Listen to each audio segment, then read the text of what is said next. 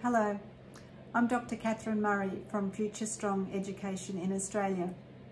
I'm the creator of the Brain Set Environments formula, and that's a culmination of my life's work really. I've been in the education sector in early childhood for over 40 years.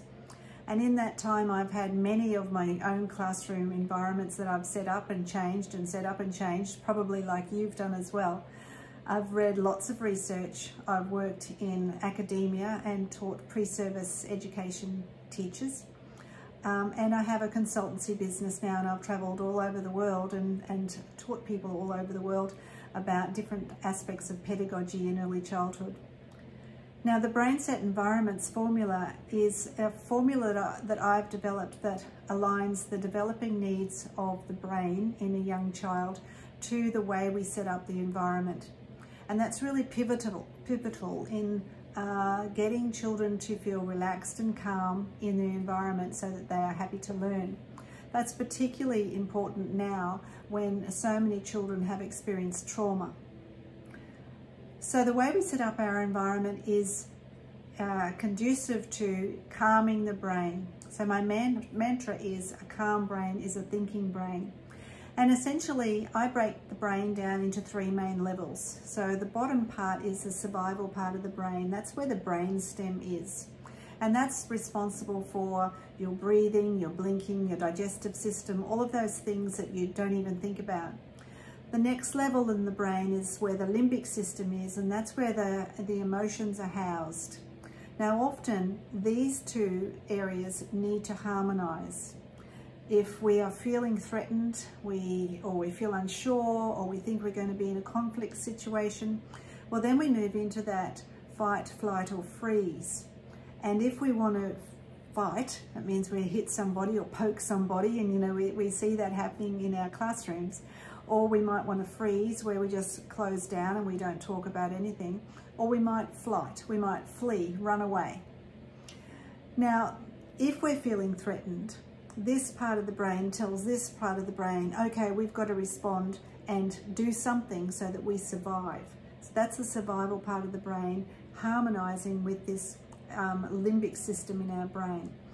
Now, if we can have an environment that the children are in, that they have this sense of safety, that survival part calms right down.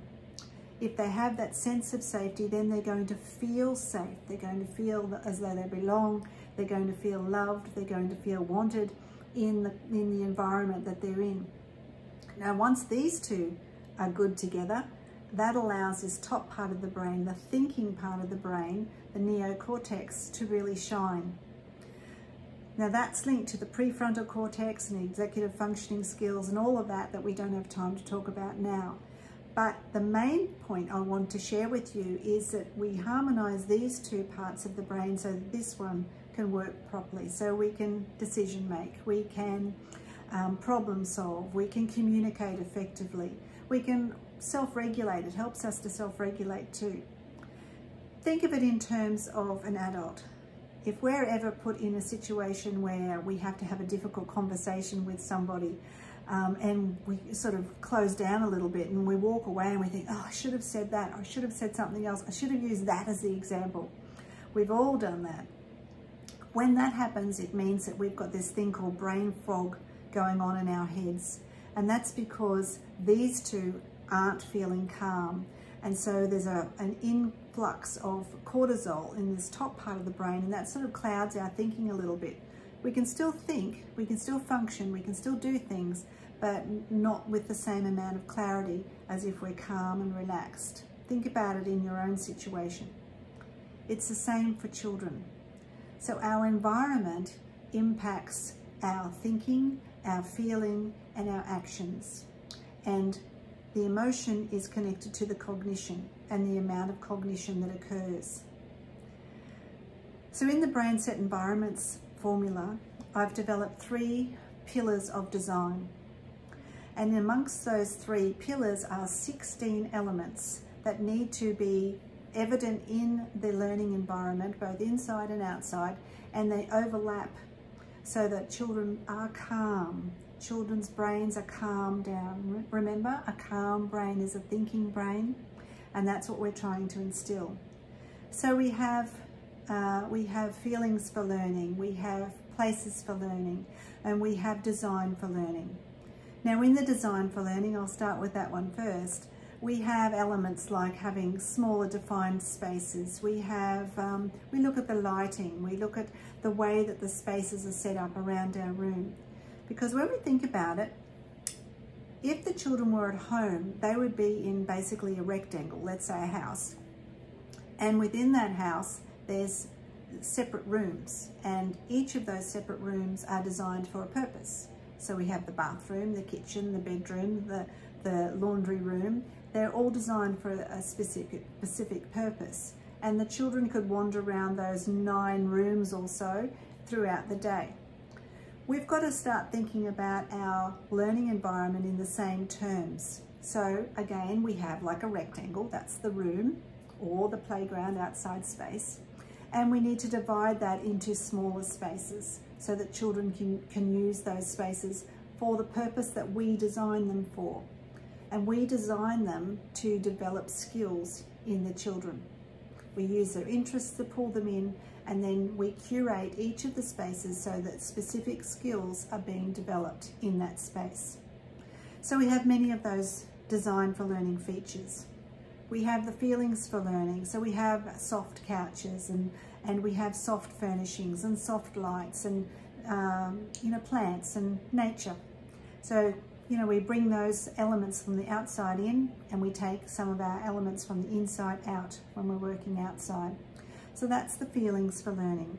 Then we have the places for learning, and that's a range of different spaces. There might be standing tables, there might be cushions on the floor, there might be a big carpet area, so that's our meeting space for, the traditional reading a story, games, songs, or some explicit teaching.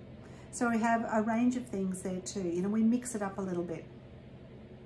Now in his book, John Medina's Brain Rules, he talks about 12 rules that we need to think about for the brain to develop fully. One of them is that we don't do boring things. So our brain needs to be stimulated with different things. Another one is that we engage in sensory experiences, and that helps learning and thinking. But the one I really like is that we are born natural explorers. And if you've ever watched a baby, you know that that's true. Children always put things into their mouth because that's the most sensory organ on their body. So they even put their toes into their mouth. They pick up things that goes to their mouth because they're exploring. And that's what children do. Now that's a really important element for us to consider when we're setting up our environment.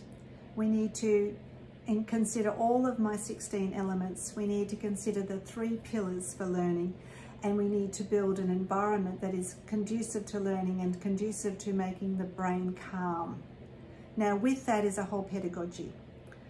The Brain Set Environments formula is more than just where you're putting furniture. It's a whole pedagogy. It's a whole approach. There's planning elements, there's naturalistic assessment elements, there's a range of different things that go hand in hand to help guide children's behaviour, help their learning, and help their skill development.